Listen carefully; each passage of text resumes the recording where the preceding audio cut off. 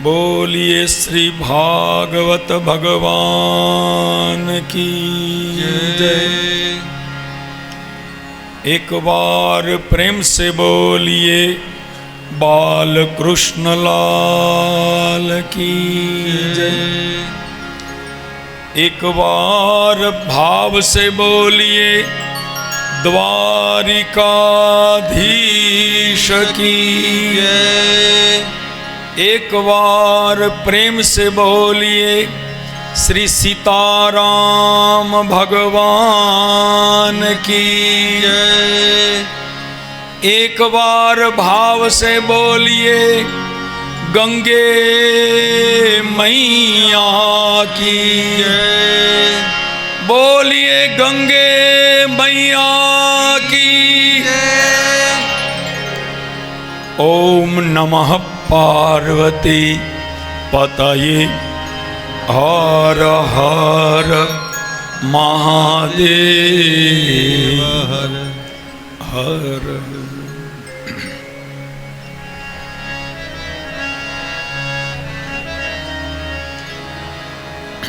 आओ ભગવાનની કથા જ્યાં હોય ત્યાં કીર્તન હોય જ. કથા અને કીર્તન એકબીજાના પર્યાય છે, અનુરૂપ છે. તો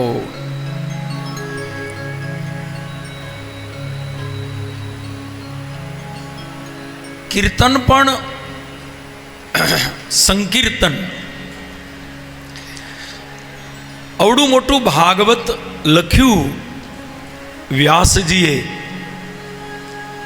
18,000 શ્લોકની આ પરમહંસીય સંહિતા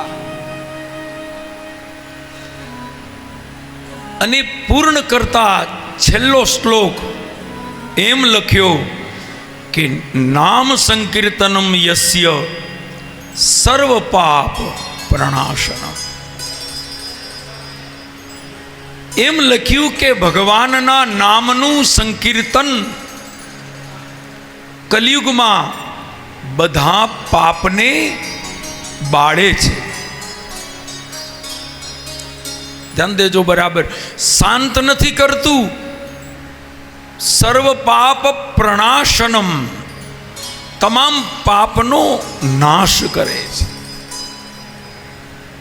તો આ કલિયુગનું સર્વશ્રેષ્ઠ સર્વોત્તમ સાધન છે, પાછું સાવ મફત છે. પણ તોય અઘરામાં અઘરું છે. ભગવાનનું સંકીર્તન કરવું આમ સાવ સરળ છે, તોય અઘરું છે. હા, તો પણ અઘરું છે. અઘરું એટલે છે કે કલિયુગ ચાલે છે. તમે સંકીર્તન કરો ને તમારું કલ્યાણ થાય, એ કલિયુગને ગમતું નથી, એટલે એમાં એ વિઘ્ન કરે છે. તો આવો આપણે સંકીર્તન કરી અને કથાનો આરંભ કરીએ. પણ એ પહેલાં આજે અમારા પરમ સ્નેહી પરમ આત્મીય એવા કિરીટભાઈ અને ઈલાબેન હૈદરાબાદથી આવે છે.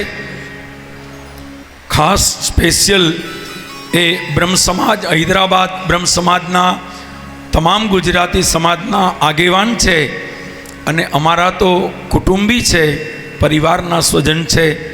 એવા કિરીટભાઈ અને ઈલાબેન વ્યાસપીઠનું સન્માન કરવા માટે ઉપસ્થિત થયા છે. તો એમના ભાવનો સ્વીકાર કરી આપણે આગળ ચાલીશું.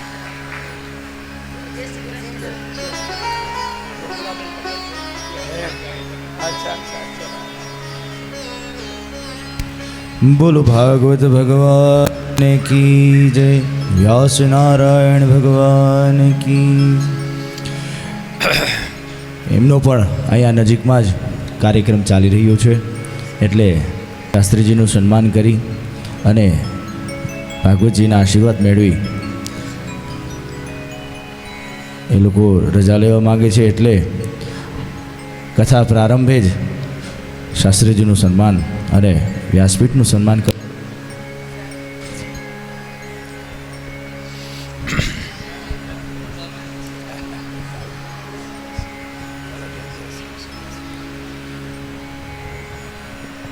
શાસ્ત્રીજીને વિનંતી કરી કે પુનઃ આપણી આ ભાગવતી ગંગામાં આપણે આગળ લઈ જાય.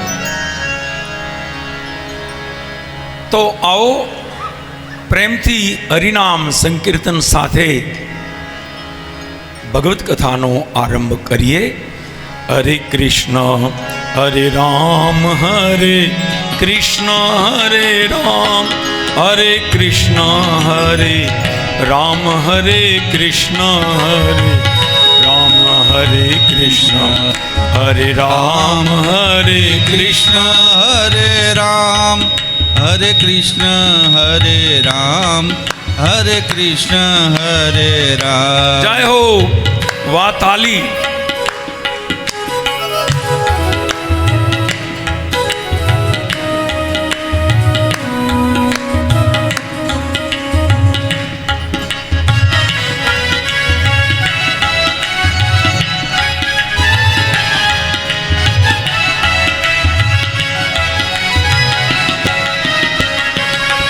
हरे कृष्ण हरे राम हरे कृष्ण हरे राम हरे कृष्ण हरे राम हरे कृष्ण हरे राम हरे कृष्ण हरे राम हरे कृष्ण हरे राम हरे कृष्ण हरे राम हरे कृष्ण हरे राम. ओ हरे कृष्ण हरे राम हरे कृष्ण हरे राम हरे कृष्ण हरे राम हरे कृष्ण हरे राम.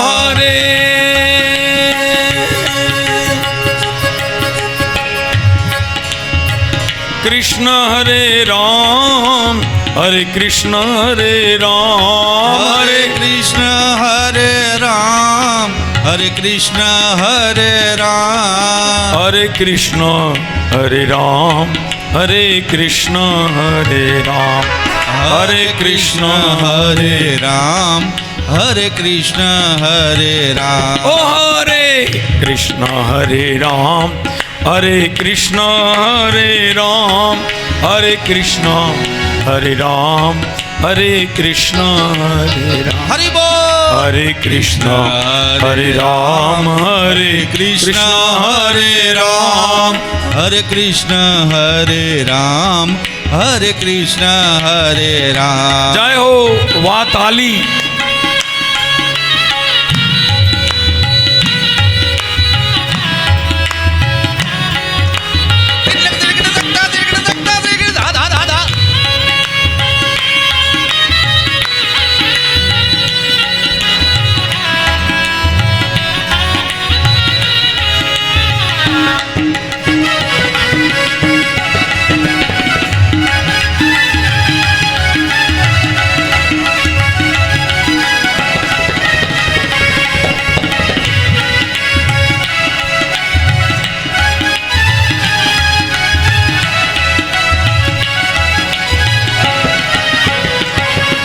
हरे कृष्ण हरे राम हरे कृष्ण हरे राम हरे कृष्ण हरे राम हरे कृष्ण हरे राम. ओ हरे कृष्ण हरे राम हरे कृष्ण हरे राम हरे कृष्ण हरे राम हरे कृष्ण हरे राम.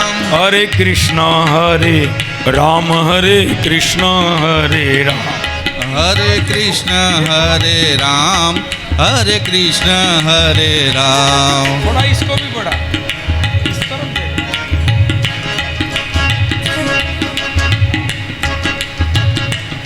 और दो.